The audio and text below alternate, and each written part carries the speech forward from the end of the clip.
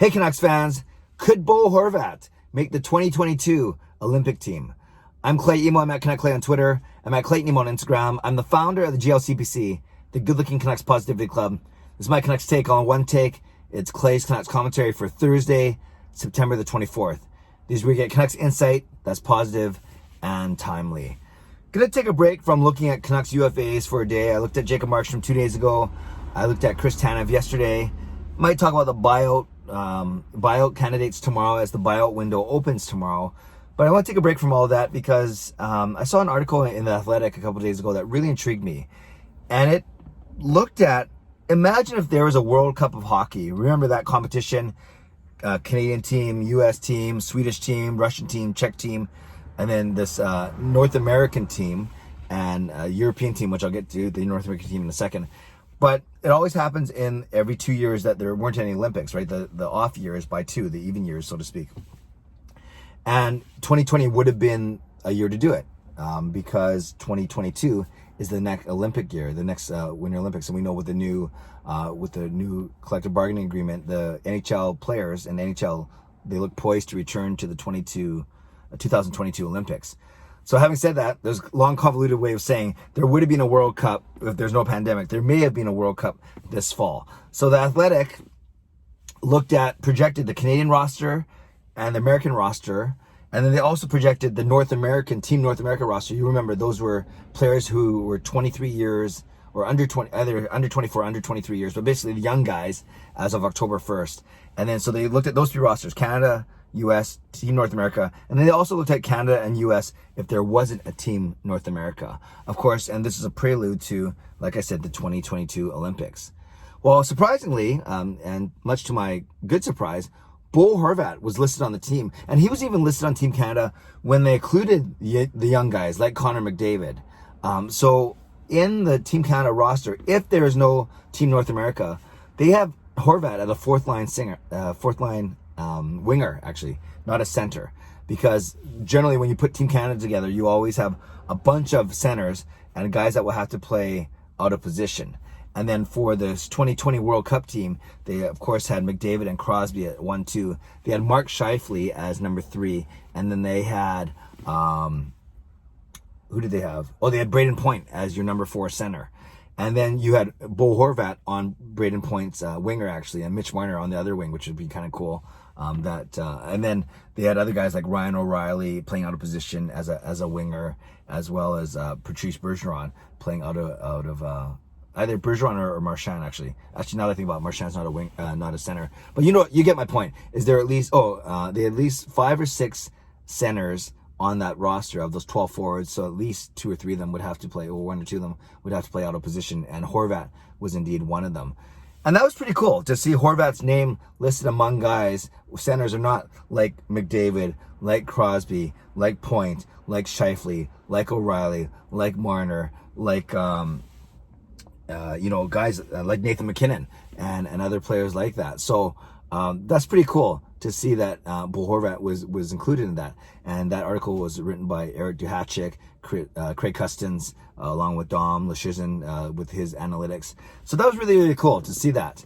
And then, of course, then when they pulled the young guys out and they pulled McKinnon out, McDavid out as a center and opened up a few roster spots, then of course it solidified Horvat's standing. And then for some reason, and when they did that roster, right, with Team North America out, those guys gone, like McDavid, they actually had Horvat as a fourth line center with Point on the wing, and then Logan Couture as another center as their winger. So I'm not sure how that works, how Horvat gets to be moves from winger to center when you take out Connor McDavid. But regardless, they still had Horvat on the team, which of course they would, because they had more guys to choose from when you have create a Team North America. So all to say, the Athletic writers have Horvat as one of the 12 best Canadian-born forwards for a potential World Cup in October. Now, what does that mean for the Olympics 2 years from now?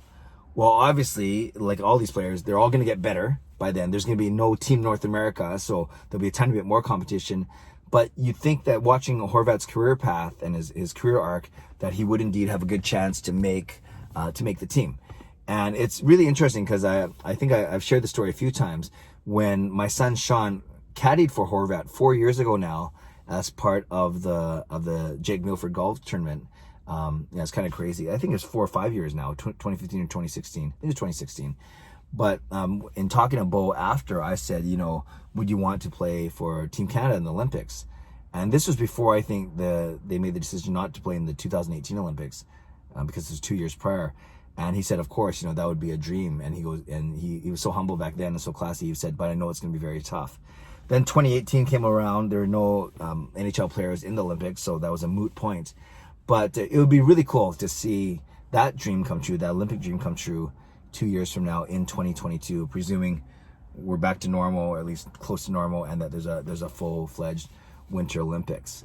And I think a lot of people really notice Horvat in these playoffs. He was leading his 10 goals in the playoffs. He was basically leading the goal scoring race. I don't know if anyone's passed him actually, but to lead and to that goal scoring race and to play, at that time 1 round, now 1.5 rounds less than the Tampa Bay guys and Dallas guys, and to still be up among the leaders, if not leading, that's saying something. And remember those 2 beautiful goals he scored against St. Louis with those created 2 breakaways basically by deking guys left, right, and center. And I think people have been noticing him around the league. They've been noticing how good he is in the faceoff circle. They noticed when the Canucks named him as their team captain at the start of this season, the Canucks 50th season. So yeah, he's getting noticed in the faceoff circle. He's getting noticed as a leader. He's getting noticed as the captain of a very young and up and coming team. So there's all these reasons why Bo Horvat is getting on the radar of more and more people across the NHL. And as the Canucks continue to do better, so will Bo Horvat. So and more people will know him. So I think that's a really, really cool thing. And just a quick aside, you may have seen that tweet that I did. It has over 1,200 likes. Guys, some other very prominent media guys retweeted it. But TSN ran a poll. Basically, they ran a poll as part of their draft series of which Canadian team is most likely to win the Cup next. And they had the Vancouver Canucks as number 1 at 31%. Now, this was fans voting, and who knows if Vancouver fans peppered the inbox, but it created a lot of reaction, not because it's my tweet, because this whole notion of that the Canucks are the Canadian team with the best chance of winning the Cup next. It created a lot of discussion on social media yesterday, which was kind of cool. I made a lot of friends from across the country yesterday. And lastly, before I ask the question of the day, hopefully you saw my video as well. Marie and I had got to do a song, not a Canucks song, but a parody song for a Cops for Cancer fundraiser. So we were blessed to be part of that Cops for Cancer event, raising money for childhood cancer research in the Canadian Cancer Society. And I posted a video of us singing a Whitney Houston classic, I Want to Dance with Somebody. So that's another aside. But for today, Bo Horvat, 2022 Olympics, can it be done? And maybe not as a center. Like I said, there are a lot of centers, good centers that come out of Canada, but could he be one of the top 12 forwards, i.e. play right away? Could he be one of the top 14 forwards? I think he'd make the top 14 for sure, given his versatility, face-offs, and things like that. Might not make the starting 12, who knows? But still, to see him start to get recognized on something, on a site like The Athletic is pretty cool. So the question today is quite simple. Do you expect, presuming there's Olympics, do you expect Bo Horvat to be on Team Canada in the 2022 Winter Olympic Games? Let me know what you think. Leave a comment below. I'd love to read, react, and reply. Subscribe if you like to. Like this video if you like to. Stay safe, stay healthy, take care of yourselves, and take care of each other. Have a great day. God bless, and go Canucks go.